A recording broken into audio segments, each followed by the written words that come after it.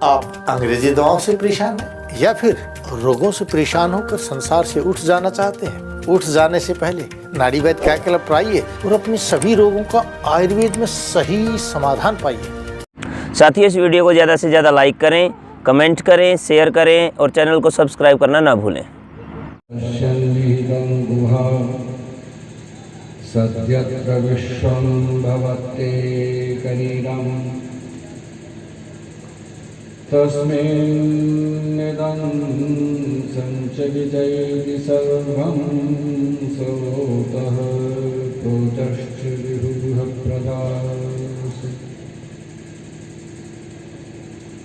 ॐ नमो ब्रह्मणे नमस्ते वायुत्वमेव प्रत्यक्षं ब्रह्मासि त्वामेव प्रत्यक्षं ब्रह्म वदिष्यामि ऋतं वदिष्यामि सत्यं वदिष्यामि तन्मामवतु तद्भक्तारमवतु अवतु मामवतु भक्तारं। शान्तिः शान्तिः शान्तिः।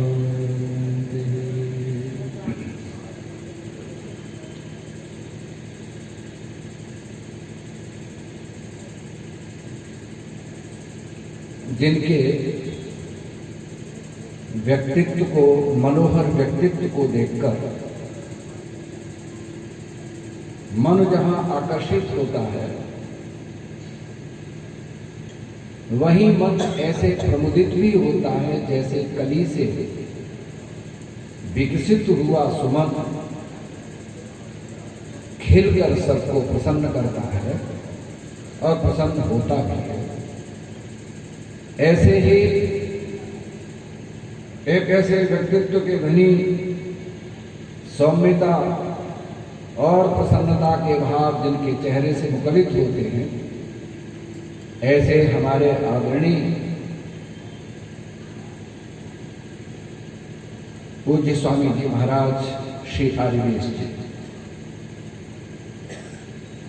अत्यंत मधुर व्यक्तित्व और नई आयु में जिन्होंने अंतिम लक्ष्य की ओर जाने की ठानी है और उसके लिए उन्होंने तैयारी के रूप में वस्त्रों को धारण किया है, आदरणीय श्री आदित्य निश्चित। और उससे पूर्व जिनके राम के संपूर्ण भावों के सहित अंतर्मन से निकले उद्गारों को सुनकर आप हर्षित हो रहे थे, रोमांचित हो रहे थे। प्रिय आदरणीय श्री कुलदीप जी आर्य और उनके सभी साथीगण, जिनके कारण हम यहाँ उपस्थित थे,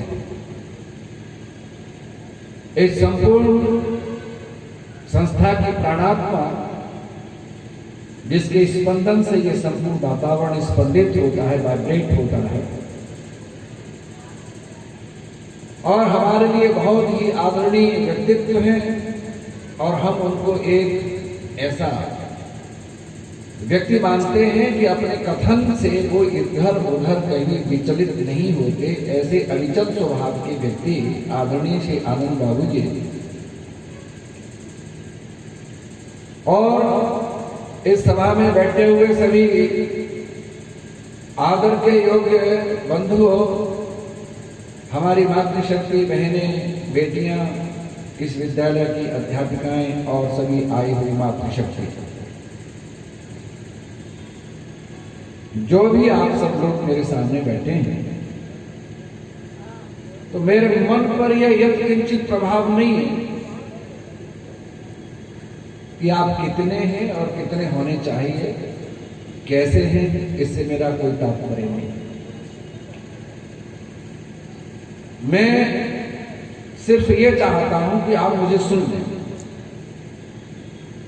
और मैं बड़ी तल्लीनता के साथ में इस भाव और आशय के साथ कि आप अपनी झोली को जरा तैयार करिए और उसमें मैं अपने पुरुषार्थ और परिश्रम से एकत्रित किए हुए रत्नों को उन विचार रत्नों को आपकी झोली में रख देना चाहता हूं, जिससे कि आप समेट कर उन रत्नों को देख सकें और उनको देखकर अपने जीवन में यथोचित अलंकरण मानकर उनको ग्रहण भी कर सकें। एक बात मैं आप सब लोगों से व्याख्यान देने से पहले आपके मन की एक भावना को जागृत करना चाहता हूं। दुनिया में ईश्वर ने इस पृथ्वी के भीतर अनेक रत्नों का निर्माण किया, उसके गर्भ में, और उन रत्नों को धारण करके व्यक्ति अपने शरीर की शोभा को बढ़ाता है, अलंकृत होता है, शोभित होता है। रत्न का अर्थ क्या है? रत्न का अर्थ है कि जिसमें हमारा मन जिसको देखकर उसमें रमण करने लगे, उसी का नाम रत्न है। सावधान होना जरा, मैं जो बात कहना चाहता हूं। लेकिन समस्त रत्नों में सबसे अधिक रमण जिसमें होता है, वो आप लोग जिनको मानते हैं, उससे कहीं अधिक उस रत्न की चर्चा शास्त्रों में हुई है। तो ग्रहण कर लीजिए, विद्या रत्न से उत्तम कोई और रत्न नहीं। कारण क्या है? मैं सुंदर आभूषणों में जटित रत्न जटित हारों को धारण कर और उनको जीवन में पहनकर शरीर की मात्र केवल शोभा को बढ़ा सकता हूं, लेकिन मेरा शरीर वृद्ध ज्यों-ज्यों होता जाता है, त्यों तो उन रत्नों से निवृत्ति भी होती जाती है। और जब मैं संसार छोड़ करके जाता हूं, आश्चर्य आप करेंगे, एक भी रत्न इस शरीर से छोड़ते समय तुम्हारा साथ नहीं देगा। अच्छा लगे तो थोड़ा धारण करना, लेकिन आत्मा के विद्या का रत्न भारी सभा में, श्रेष्ठ विद्वानों में, ऋषियों में, मुनियों में, धुरंधर पंडितों में, जहां शरीर विकृत होते हुए भी शोभा को बढ़ा देती है, विद्या का रत्न वहीं पर वो आत्मा से चिपट कर उसका गुण बन जाती है। और जब शरीर छोड़ करके जाता है तो विद्या आत्मा के बोलो साथ जाती है और उसको आगे के जन्म में सहायक हो सकता है कि उसके प्रति आपका आकर्षण न हो। हम इसी को विद्या समझते हैं जो वर्तमान में जिन विषयों को पढ़ाया जाता है। विद्या ये नहीं है, विद्या वह है जो तुम्हारे फोटोज पर लिखा रहता है, बैनर पर लिखा रहता है।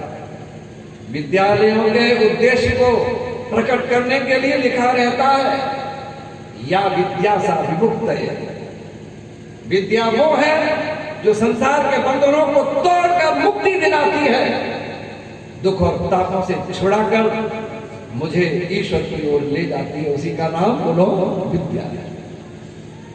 ये केवल हमारे शील्ड का एक शोभा बनकर के वाक्य रह गया है, लेकिन मेरे जीवन से दूर चला गया है। हम आपसे निवेदन करेंगे, हम उन सबसे पृथक हैं। हमने जी भर कर ये शिक्षा ली है जो वर्तमान में लोग ले रहे हैं, और जी भर कर उसको पाया, मुट्ठी में बांधा और सहर्ष उसको छोड़ा, और छोड़ करके उसको ग्रहण करने का प्रयास करते हैं, जो हमें आगे के लिए हमारा साथ देती है, जो कभी साथ नहीं छोड़ती। अब आगे की बात सुनो। अगर अच्छा लगे तो मैं निवेदन करूंगा कि विद्या का रत्न सबसे उत्तम है, लेकिन विद्या जहां रहती है, आदित्य वेश जी मैं प्रेरणा दे रहा हूं, विद्या जहां निवास करती है, विद्या जहां रहती है, वो रत्नों का रत्न। समस्त रत्नों में तो विद्या उत्तम है, लेकिन विद्या को धारण करने वाला रत्न नहीं है, वो रत्न धातमम है, अर्थात उससे अधिक श्रेष्ठ कोई नहीं है। विद्या जहां बीज रूप में जिसमें निवास करती है, वो सर्वज्ञ परम पिता परमात्मा है। अर्थात जो विद्या को ग्रहण करते हैं, विद्या उसको ईश्वर में ले जाकर छोड़ देती है और उसका साथ देती है। इस हिसाब से आप मेरा लेक्चर सुनने का प्रयास करें। संसार का प्रत्येक व्यक्ति स्वतंत्र है कर्म करने में। ईश्वर सर्वशक्तिमान होते हुए भी जीवात्मा को कर्म करने से नहीं रोक सकता, सिर्फ प्रेरणा दे सकता है। ईश्वर मात्र प्रेरणा दे सकता है, जीव को कर्म करने से नहीं रोक सकता। जीव कर्म करने में स्वतंत्र, लेकिन अब प्रश्न उत्पन्न होता है क्यों नहीं रोक सकता? अगर तर्क सुनिए, विद्या सुनिए। जो जो रचना है ईश्वर की, सो ईश्वर के अधीन होती है। जैसे सूर्य ईश्वर की रचना है, ईश्वर के अधीन है। चंद्रमा ईश्वर की रचना है, चंद्रमा ईश्वर के अधीन है। ग्रह नक्षत्र उपग्रह ईश्वर की रचना है, ईश्वर के अधीन है। वायु अग्नि जल पृथ्वी ये सब ईश्वर की रचना है, ईश्वर के अधीन है। ये बिना ईश्वर की इच्छा के बिना अपनी स्वतंत्रता से कहीं पर भी गति करने को हिम्मत नहीं रखते हैं। और सुनिए सब जने, और इनका जो जो मार्ग निश्चित है घूमने का, जैसे जैसे है, जितनी जितनी गति से है, ये उतनी ही गति से उसी मार्ग पर ही घूमेंगे। उस मार्ग को छोड़कर किसी और जगह जाकर घूमने की इनकी शक्ति नहीं है, नशा मारता है। अब ध्यान से सुनना जो मैं कहना चाहता हूं। यूं तो रचना कर दी, लेकिन आश्चर्य है कि रचना करके ईश्वर रचना के भीतर समाहित है। क्यों? तो दो उत्तर दे रहा हूं। एक है शब्द गति, एक है शब्द प्रेरणा। गति और प्रेरणा में अंतर। गति चेतन ईश्वर, गति चेतन जड़ पदार्थों में भीतर से देता है, भीतर से नियंत्रित करता है। लेकिन प्रेरणा जड़ों में नहीं दी जाती, प्रेरणा चेतनों में दी जाती है। और वो करने न करने में स्वतंत्र होता है, परंतु गति स्वतंत्र नहीं होती। जैसे जितनी देता है ईश्वर उतनी ही गति वो करता। आइए उस विषय पर। तो जो रचना ईश्वर के अधीन है, जो रचना ईश्वर ने की है, वो रचना ईश्वर के अधीन है। अब संभालिए मुझे। लेकिन जीव ईश्वर की रचना नहीं है, वो इंडिपेंडेंट एग्जिस्टेंस है। That existence can not be created by God and destroyed also by God. God has no capacity at all. अर्थात ईश्वर जीव को रचने की सामर्थ्य नहीं रखता है। ये एग्जिस्टेंस स्वतंत्र है, इसीलिए इसके पास अपनी शक्तियां हैं। उन शक्तियों से कर्म करने में स्वतंत्र होता है। लेकिन जीव अनुमज्ज होने के नाते ईश्वर अपना करुणा में हृदय से इसको प्रेरणा तो देता है, लेकिन करने से नहीं रोक सकता और रोकने की इच्छा भी नहीं करता, क्योंकि गलत काम ईश्वर नहीं करता। आप कहेंगे सोची जी हमारी बात समझ में नहीं आता, तो मैं आपसे प्रार्थना कर रहा हूं। आपने अपने पुत्र को पैदा किया है अपने आप से, अपनी कोख से पैदा किया है। आप जब उपदेश करने बैठते हैं वो नहीं मानता है तो क्या करोगे उसको? तो आप क्या कह के पिंड छुड़ाते हैं उससे? अरे हमारा माता पिता का काम है कि हम अपने पुत्रों को उपदेश करें। अब भैया तुम मानते हो तो ठीक, नहीं मानते हो तो ठीक। और आगे की भाषा क्या है? जैसा करोगे वैसा करोगे। तुम भी अलग हो जाते हो। ऐसे ही ईश्वर प्रेरणा दे देता है, कहता है प्रेरणा दे रहा हूं बाप होने के नाते, करुणा में हृदय से। मानो तो ठीक है, न मानो तो तुम जानो, जैसा करोगे वैसा भरोगे। अब हम आपको क्या कहना चाहते हैं उसे सुनिए। जीव कर्म करने में स्वतंत्र है, पर क्या करे इसके लिए वेद ने इशारा किया। मेरी भाषा पर ध्यान देते रहना, मेरे मंतव्य पर ध्यान देना।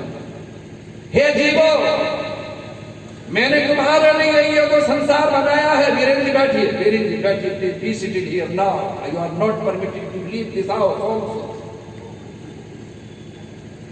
There are so many work, बहुत काम है जिनको आप करना चाहते हैं, परंतु इस At this time, you have no permission at all.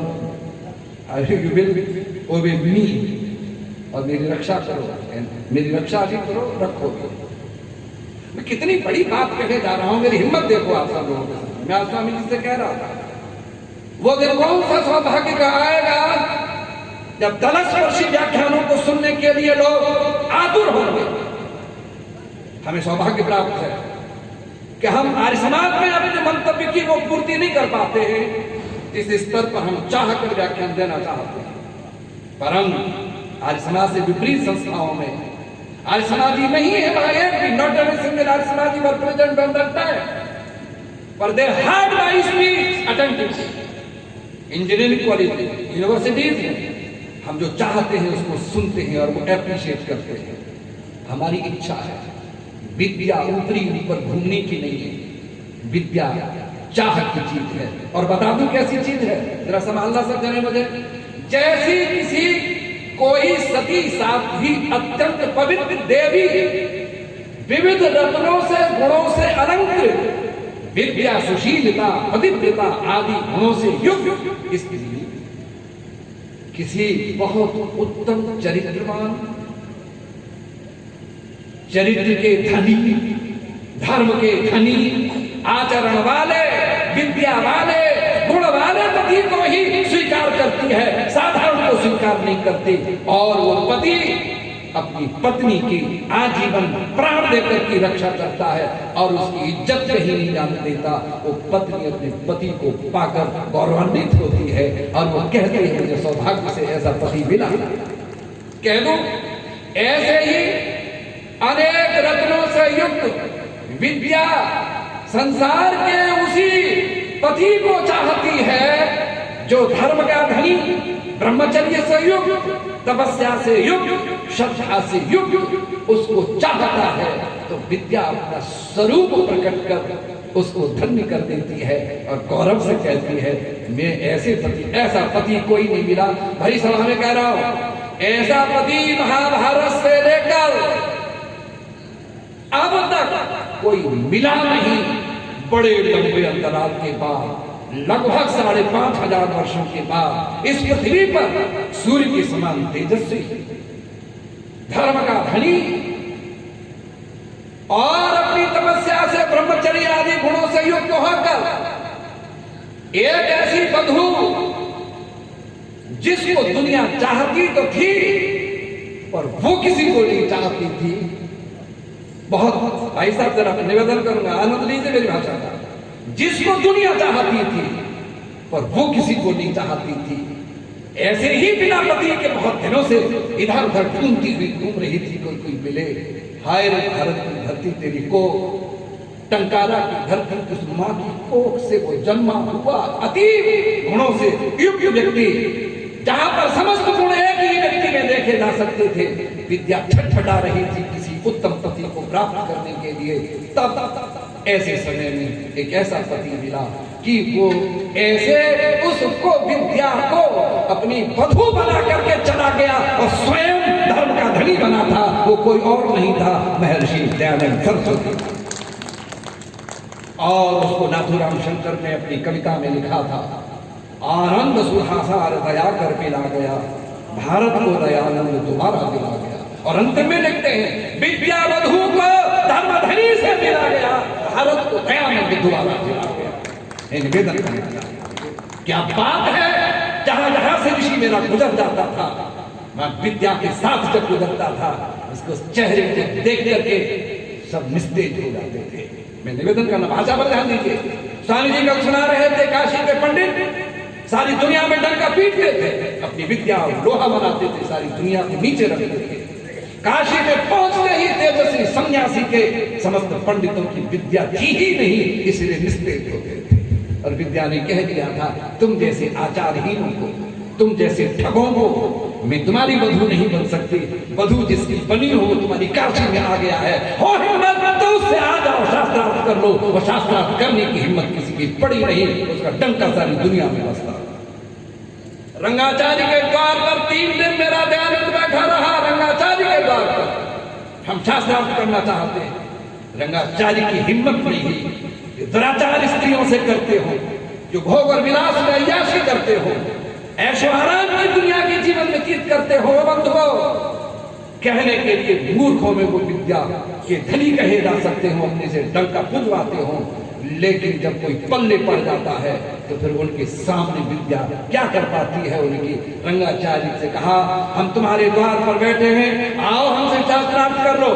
तो उसने कहा था, मैं बीमार हूं, मैं आपसे शास्त्रार्थ करने के लिए नहीं आ सकता हूं। तो स्वामी जी ने फिर कहा था, वो बीमार नहीं है, बहाना बनाता है, आज हमको 3 दिन हो गए हैं यहाँ पर, आगे का कार्य भी करना है, अब हम चलते हैं। तो रंगाचार्य की जान छूटी, यहाँ से चला गया।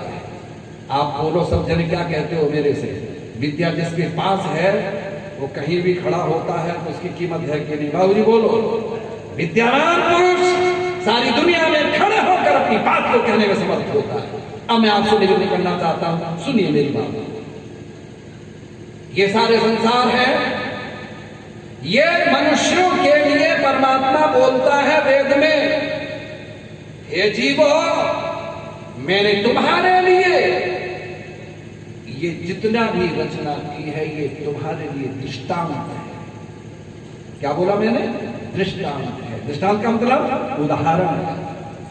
उदाहरण किसका दिया जाना चाहिए? जिसमें कोई कमी न हो, जो ठीक समय पर अपना काम करते जाएं निरंतर। क्यों? हमने पूछा ये उदाहरण क्यों है? अरे कह देते उसको देख लो, मनुष्यों को देखकर मनुष्य समझ जाए। तो उसने कहा, सुनो, मनुष्य स्वतंत्र है, वो गलत भी कर्म कर सकता है। मैं तुमको नहीं कहूंगा कि किसी मनुष्य को देख करके तुम अपने जीवन को संभालो, परंतु मेरी रचना जो मेरे अधीन है वो गलत कर्म कभी कर नहीं सकती। इसलिए वो जैसे कर्म करते हैं वैसे तुम कर्म करो, जीवन का कल्याण हो जाएगा। आप कहेंगे कहाँ लिखा है? सावधान रहना, मैं इतना ही नहीं बोलूंगा, कुछ और बोलूंगा, सावधान रहना आप सब। स्वस्ति पंथा मनुचरेव सूर्या चंद्रमसा विव पुनर्ददा घृता जानदा संगमे मही। स्वस्ति पंथा मनुचरेव, हम स्वस्ति कल्याणकारी पंथा मानी रास्ते का अनुसार आचरण करें। चरेम नहीं है यहाँ, आचरण करें नहीं कहा। क्या कहा? अनुसार आचरण करें। अनुचरेम, अनुमानी अनुसार, चरेम आचरण करें। हमने पूछा कैसे? कोई उदाहरण दो, कोई दृष्टांत दो। सूर्य चंद्रमसा विगो, जैसे सूर्य और चंद्रमा व्यवहार करते हैं वैसे तुम भी कल्याणकारी मार्ग का बोलो अनुसार आचरण।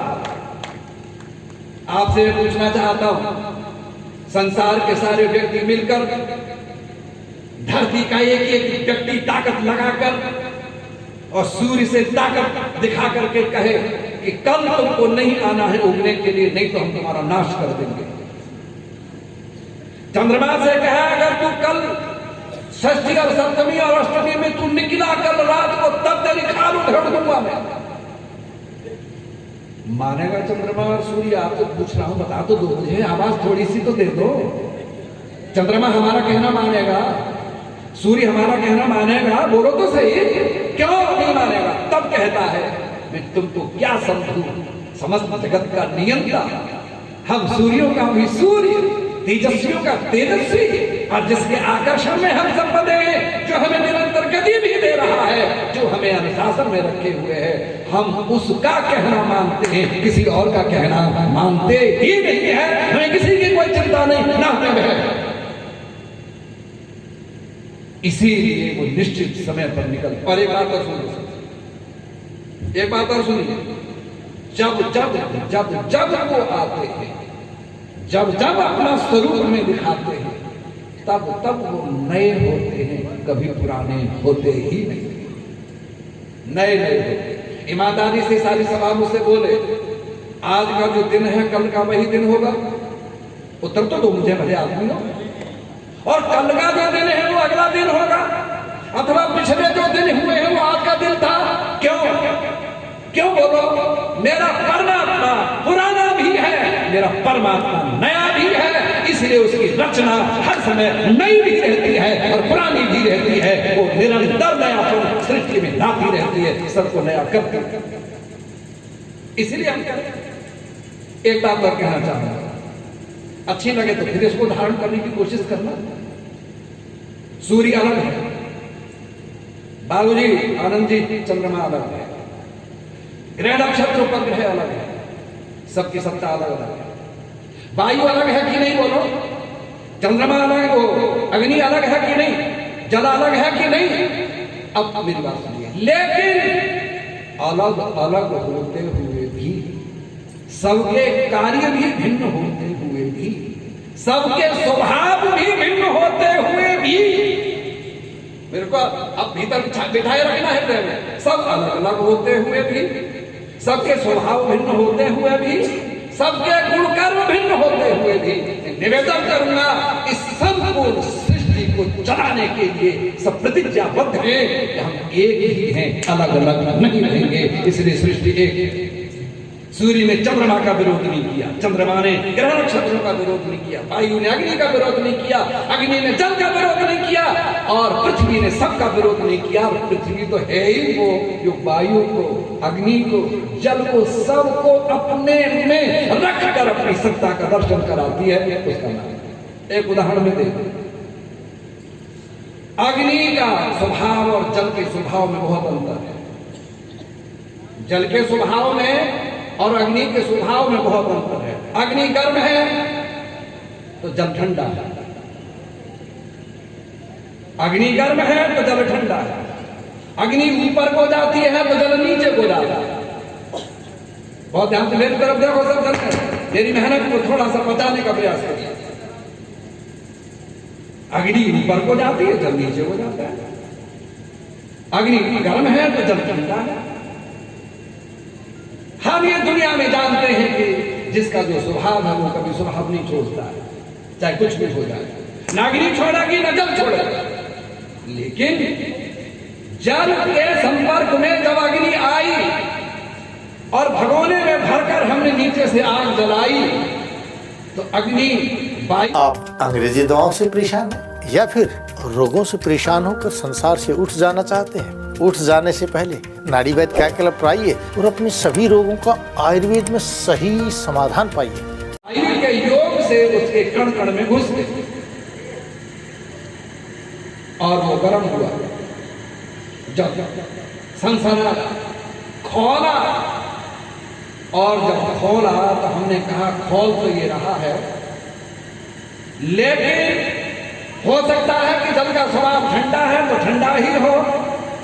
तो एक दिन मैंने गलती से उस जल में उंगली डाला जो खोल रहा था, जब उबल रहा था, जल ने मेरी उंगली जला दी और बड़ी जलन मेरी उंगली को हुई। तब मैंने जल से उलाहना देते हुए कहा, तुम तो ठंडे थे, सारी दुनिया को ये कहते थे कि मैं ठंडा हूं, लेकिन आज तुमने मेरी उंगली को जला दी तो तुम कब से आग बन गए।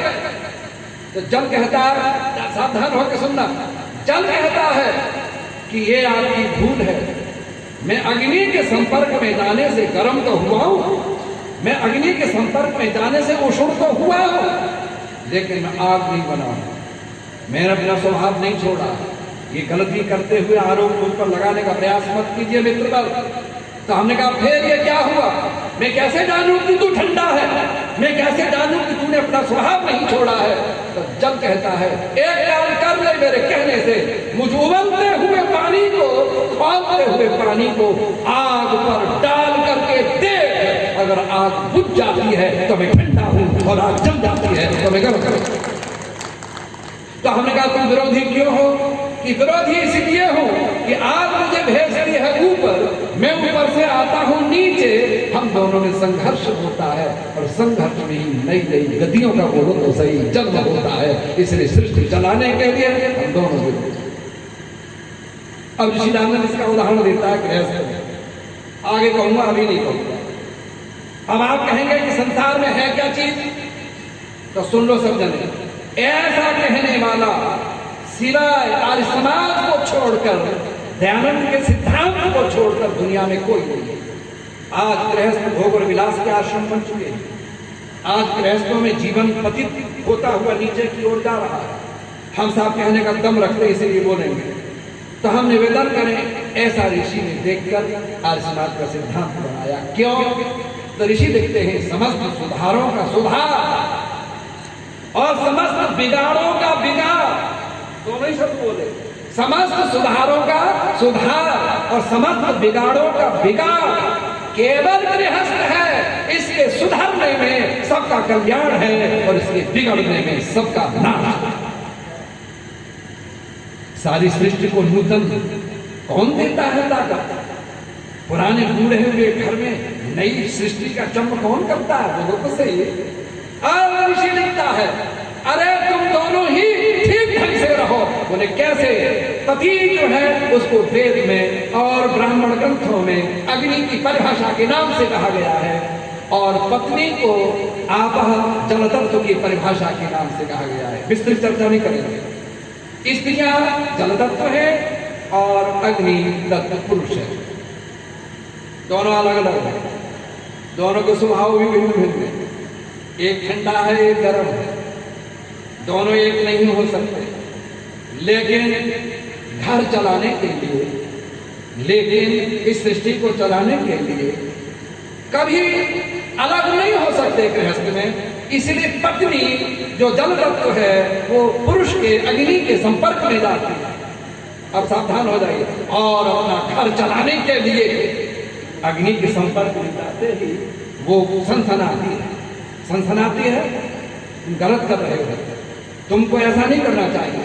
ये घर मेरा है, तुम मेरे घर को बिगाड़ने की कोशिश मत करो मेरे देव। वो सनसनाती, इतने पर भी बात नहीं बनती तो वो उबलती है। क्या समझ रखा है तुमने? तुम मुझे यूं ही समझते हो ये उबालना है। खौलती भी है, आहा, तब वेद कहता है जैसे खौलता हुआ जल कभी आग नहीं बनता, ऐसे पत्नी खौले लेकिन अपने घर को शांत रूप से चलाने के लिए खोलती है तो खोल जाए, आग बनने के लिए नहीं, आग बुझाने के लिए। यदि वो उबलती है तो ठीक है। अब बोलो ये संदेश कौन देगा और नियमित रूप से इसको देखने का प्रयास कौन करेगा? तो हम आज आपके सामने एक नवीन संदेश दे रहे हैं सब। और वो क्या है कि पति और पत्नी इन दोनों का जीवन कैसा हो, तो वेद में एक उदाहरण दिया। एक वेद में मंत्र आता है, माता भूमि पुत्रो हम पृथ्व्या। मां भूमि है, मैं पृथ्वी का पुत्र हूं। तो हमने कहा खैर ये तो हम नहीं कहेंगे इस समय कि भूमि और पृथ्वी में क्या अंतर है, ये भी हमारा चिंतन है। हम साइंस के व्यक्ति इसीलिए घुस जाते हैं परमाणुओं के चक्कर में।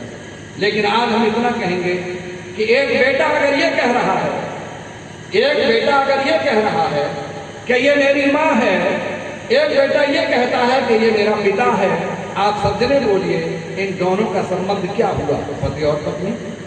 इसका क्या मतलब है? संस्कार में भी इसलिए ऋषि ने लिखा हम पृथ्वी को तारे में भी रहा वही, सहरे तो रहा वही, प्रजाम प्रजनया वही, पुत्रा बहु बिंदा वही, बहु ते संसुदर दृष्टया। अर्थात मैं देवलोक हूं, तुम पृथ्वी लोक हो, हम दोनों मिलकर के विवाह करते हैं। जैसे सूर्य ने और पृथ्वी ने परस्पर विवाह किया हुआ है इस सृष्टि को चलाने के लिए, ऐसे हम भी इस सृष्टि को चलाने के लिए आपस में विवाह कर रहे हैं। ये संस्कार में ये मंत्र है। अब हम उधर नहीं जाएंगे, हम वर्तमान में साइंस की बात करें। आप सब मुझे बताइए, पृथ्वी सूर्य के चारों ओर चक्कर काटती है कि नहीं? बोलो, क्यों काटती है? तो उत्तर मिलता है सूर्य के आकर्षण में बंधी है और बंधी होने के नाते उसके चारों ओर वो घूमती है, आकर्षण से विच्छिन्न नहीं होती, अलग नहीं जाती। कभी कभी दूर चली जाती है, उतना उतना ताप बढ़ जाता है। अगर संभाल सकते हो, कभी कभी दूर चली जाती है। तुम समझ लिखते हैं कि गौना पृथ्वी का क्यों है? गच्छति थी गौ तस्मात् गौ, या दूरम गच्छति थी तस्मात् गौ। कभी कभी पूरी गोलाकार स्थिति में थोड़ी दूर चली जाती है तब ताप बढ़ जाता है, जब नजदीक आती है तो ताप घट जाता है। ऐसी दृष्टि से वो बात करते हैं। तो हम एक निवेदन कर रहे हैं आपसे कि ये पृथ्वी सूर्य के आकर्षण में बंधी होकर सूर्य के चारों ओर चक्कर काटती है। इस पृथ्वी से मैंने एक दिन पूछा, हे देवी तुम एक बात बताओ, सूर्य के चारों ओर चक्कर क्यों काटती है? तो बड़ा गौरव में उत्तर दिया जो मैंने प्रारंभ में कहा था। मैं सारी सभा से निवेदन करूंगा, मेरी इस भाषा पर ध्यान देना जरा, मैं जिस मन से बोल रहा हूं। कहती है मेरी मजबूरी है, ये मेरी मजबूरी है कि इसके चारों चक्कर काटती हूं। बोले क्यों? क्योंकि चमकने वाले तो और भी है। मंगल चमकता है, बुध चमकता है, बृहस्पति चमकता है, शुक्र चमकता है, शनि चमकता है। अरे चमकने वाले तो और भी बहुत हैं। अब जरा संभालिए, और समान आयु के भी है, समान आयु के भी है, क्योंकि सूर्य नक्षत्र ये सब एक ही आयु के लोग लोकांतर हैं सब।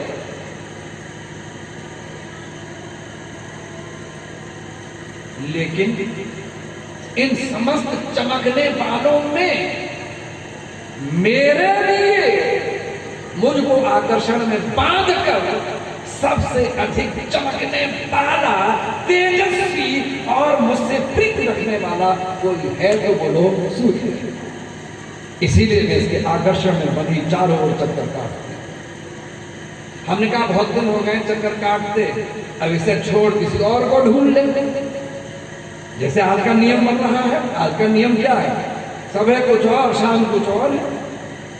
विदेशों में चले जाओ, एक हमारे मित्र थे भगवती प्रसाद गुप्त, जो बुलंदशहर के रहने वाले थे, उनकी बिटिया कैलिफोर्निया में रहती थी। जब उसकी माँ उससे मिलने गई और वो दोनों माँ बाप उससे मिलने गए, तो उसकी सहेली देखने के लिए आई और कहती है, अरे तुम्हारे पिताजी आए हैं, माँ आई है, मैं उनसे मिलना चाहती हूँ, आ जाओ।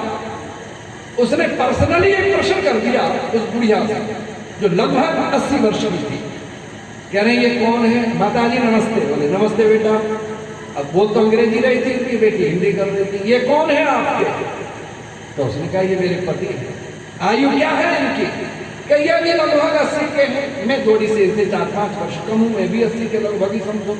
बोले अच्छा, तो इतना लंबा जीवन आपका इनके साथ व्यतीत हो गया? बोले हाँ। कट गया आसानी से इतना समय इनके साथ? बोले हाँ।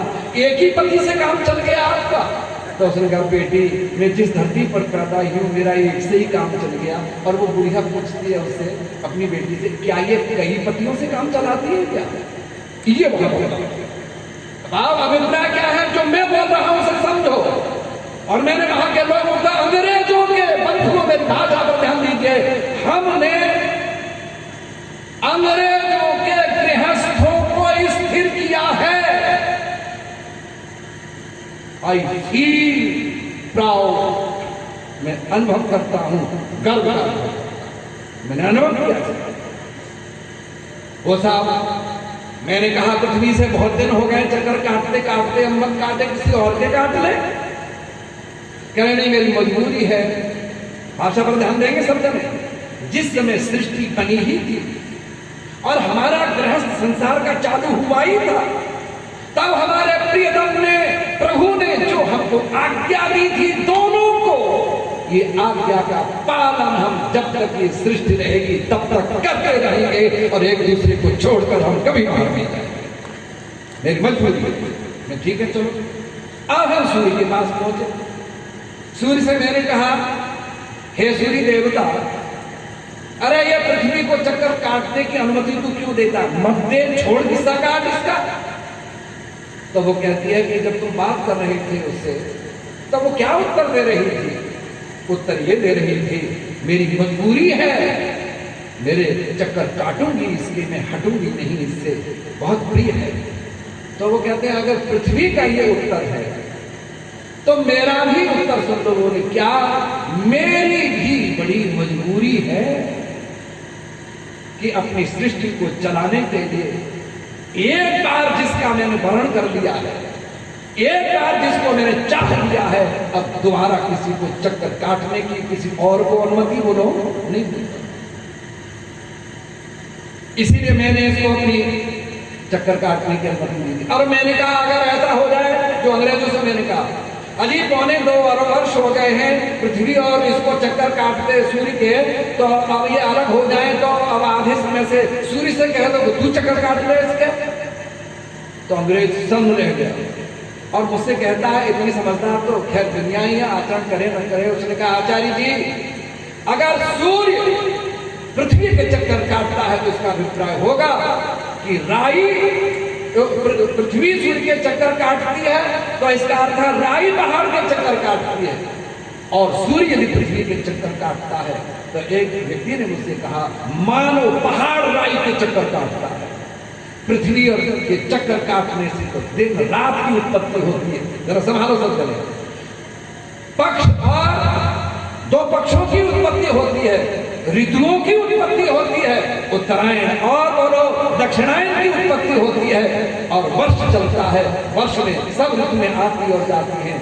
अगर उल्टा हो जाए तो ये सृष्टि कभी चल ही नहीं सकती। ओ मेरे बंधु, मेरी मातृशक्ति, फिर भी मैंने माना नहीं और मैंने सूर्य से पूछ ही लिया कि काटने की अनुमति तुम देते हो? बोले हाँ दे रहा हूं। अच्छा तो बताओ तुम दोनों का संबंध क्या है? पति और पत्नी का संबंध है। और क्या करते हो? तो मैंने पृथ्वी से पूछा तो पृथ्वी कहती है मैं इसके आकर्षण में रहती हूँ।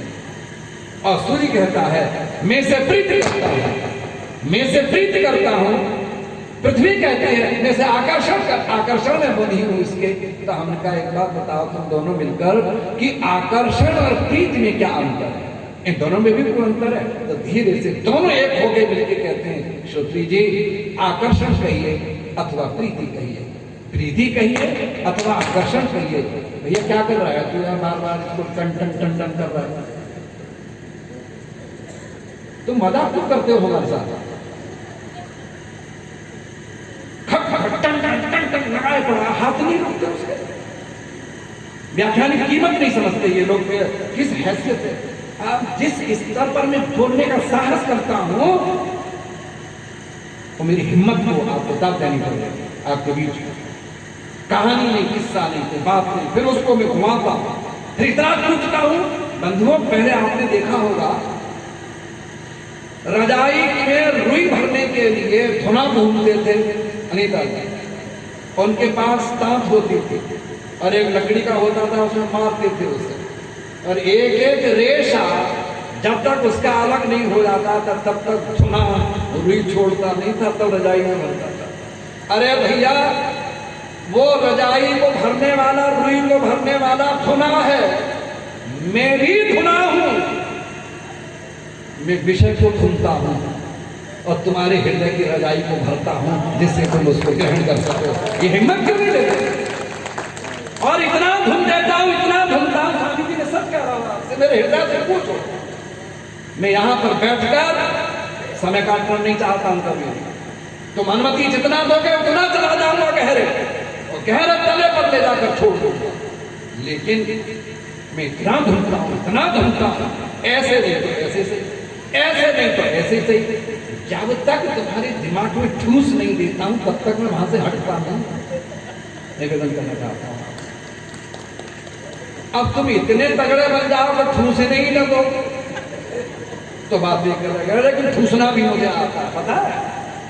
पहले गांव में देवियां चक्की चलाती थी। अरे इतना तो जानते ही होंगे सब, बड़े बूढ़े। 20 पास के घेर आटा रख लेती थी। अब उनके पास बॉक्स नहीं थे, बड़े बर्तन नहीं, तो मिट्टी के बर्तनों में भरा करती थी आटा। पीस के भर लिया, पीस लिया, 10 किलो पीस लिया मान लो। अब एक बर्तन में उसे भर दिया, भरते भरते वो भर गया बर्तन और आटा भी है। तो क्या करती थी? उसकी पकड़ी गर्दन और भर के फिर उसे और वो जगह देता था। जब तक वो ठसाठस ना भर जाए तब तक पिंड नहीं छोड़ती।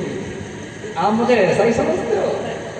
मैं तुमको हिलाऊंगा, तुम्हारी गर्दन पकड़ के हिलाऊंगा और जबरदस्ती तुम्हें ठूसूंगा, तब तक ठूसूंगा जब तक तुम भर नहीं जाओगे, तब तक ठूसूंगा।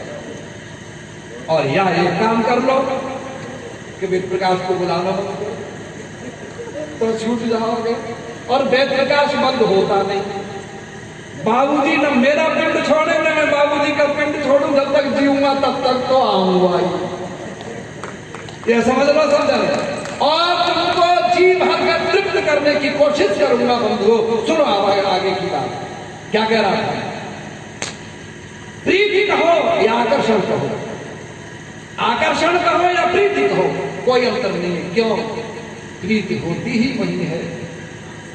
आगे तो बाकी बोलो। प्रीति होती ही वही है जहाँ आकर्षण होता है, आकर्षण होता ही वही है जहाँ प्रीति होती है। इसलिए हम दोनों एक दूसरे के साथ।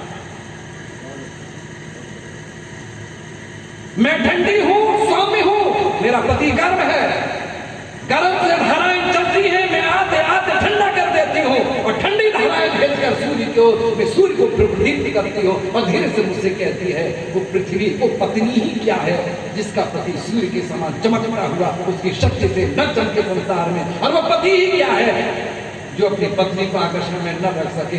अर्थात जो कमजोर व्यक्ति हैं, जो धोखा देने वाले हैं, जो छल करते हैं, जो कपट करते हैं, उनकी संसार में अपनी पत्नियों को, अपने पत्नियों को अपने आकर्षण में रखने की ताकत नहीं है। ऐसे आदमी पिटते फिरते, उनकी कोई कदर नहीं। तो वो जिधर मन करेंगे वहीं पिटे, तो उधर छोड़े आया तो मुझे कैसा डालेगा। परिणाम क्या हुआ? मैंने कहा तुम दोनों बताओ कब तक चक्कर काटोगे और कब तक पति पत्नी का भाव तुम्हारा बना रहेगा। कह रहे हैं तू ये बात क्यों पूछ रहा है? जब से सृष्टि बनी है और जब तक ये सृष्टि रहेगी तब तक हम पति और पत्नी ही बने रहेंगे। क्यों? हमको ईश्वर ने यही आज्ञा दी है, उस आज्ञा का हम पालन करेंगे, तुम्हारा कहना नहीं है। 2-3 मिनट और नहीं सो कैसे मैं बुलवाऊं? ये स्वामी जी सोच रहे हैं कि मेरी पिंड छूट जाएगा। नहीं, आप बोलिए। क्यों बोलूंगा? जानना मैं तो समय से बोलूंगा, छोड़ूंगा तुम्हारे लिए। एक बात और कह दूंगा, लाभ क्या हुआ? लाभ सुनो सब जनते। अब हम उन्हीं चीजों में घूम रहे हैं, बाहर नहीं जाएंगे। लाभ यह हुआ ना वो अपने व्रत से छूटी है, ना वो अपने व्रत से छूटा है। दोनों एक दूसरे को चाहते हैं, दोनों गुणकर्म स्वभावों को स्वीकार करते हैं। परिणाम ये हुआ पूज्य स्वामी जी, ओ मेरी सभा, ओ मेरे प्रिय मित्रों, आदरणीय माता शक्ति, आपसे निवेदन करना चाहता हूँ। लाभ ये हुआ कि इन दोनों के बीच में से एक ऐसी संतान का जन्म हुआ जिससे अंधियारा भी चमक उठा था। कोई और नहीं था, वो चंद्रमा ही था जो इन दोनों के बीच से उत्पन्न हुआ, सारे संसार को चमका। रात की अंधियारी में सूर्य नहीं होता, तब चंद्रमा एक बालक की तरह मुस्कुराता घूमता हुआ देख। आपने कभी सोचा नहीं होगा, चंद्रमा का सिर्फ इतना अर्थ है, यश चंद्रयति आह्लादयति सर्वान् जीवान् स चंद्रमा, जो समस्त जीवों को अपने आगमन से आह्लादित कर देता है, प्रसन्न कर देता है, उसका नाम चंद्रमा है। मैंने इसका एक नाम गौतम पढ़ा कि गौतम है इसका नाम, तो वहां अर्थ करते हैं गच्छतीति को अतिशयेन गच्छतीति गौतम, अर्थात जो पौरों से बहुत तेज चलता है। मैंने कहा कैसे तेज चलता है? जैसे अपने बाप से बालक बहुत तीव्र गति से छटपटाता हुआ दौड़ जाता है और बालक उसके पीछे बाप दौड़ता है, अरे मेरा बेटा, अरे आ तो सही। इतनी देर में तो कहीं का कहीं पहुंचता है, वो बहुत वहीं खड़ा रहता है। सोचो आप। ऐसे ही अब विशेषता क्या है इसकी? रात के अंधेरे में जब किसी को कुछ न दिखाई, आप ईमानदारी से बोलना सब जाए, मैं आपसे कहना चाहता हूं, रात्रि में चंद्र साहित्य यदि सुनना है तो फिर मुझे ज्यादा समय सही है। मैंने चंद्रमा पर श्लोक भी लिखे हैं, मैंने चंद्रमा की साहित्यिक विश्लेषण किया है, और मैं क्या विश्लेषण करूंगा आपको आप सिहर जाएंगे।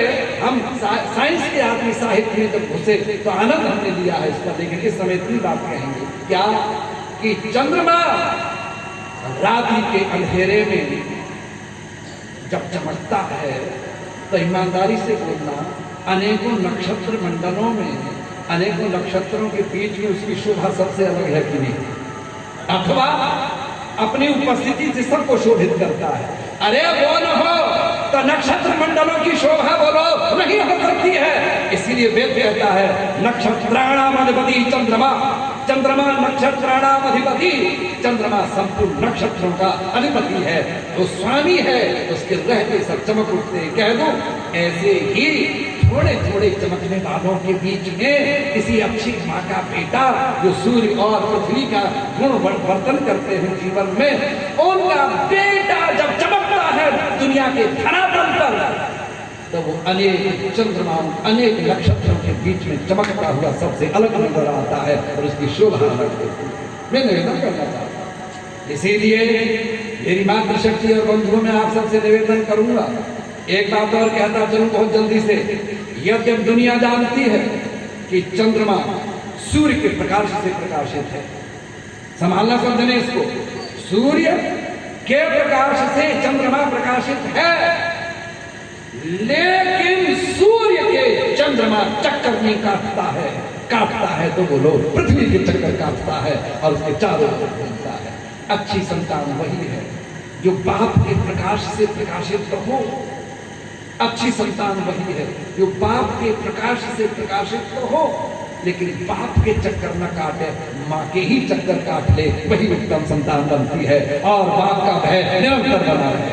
इन शब्दों के साथ मैं आप सबसे ये निवेदन करना चाहूंगा कि आपने बड़ी हिम्मत करके विद्यापरक इस व्याख्यान को सुना, तो आज उसी श्रृंखला में मेरा एक यहाँ टॉपिक रुकता है। कल फिर चर्चा करूंगा आपसे कि आज समाज की सबसे बड़ी देन ये है कि वो समस्त सुधारों का सुधार करने की तमन्ना रखता हुआ गृहस्थ को सुधारना चाहता है।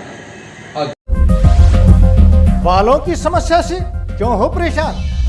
बच्चा खाए या जवान, सबका इलाज होगा एक समान। सिर दर्द और कब्ज होंगे 3 दिन में छूमंतर, न जादू न टोना, है केवल आयुर्वेदिक तंत्र। नाड़ी वैद्य हूं मैं, आयुर्वेद का कमाल देखना। ला इलाज हो कोई भी बीमारी, जड़ से होगा उसका इलाज देखना। कमजोरों के लिए बना दिया है ऐसा रसायन, खाकर उसको जीवन का आनंद देखना। YouTube पर जाकर सब्सक्राइब कीजिए नाड़ी वैद्य का क्लब।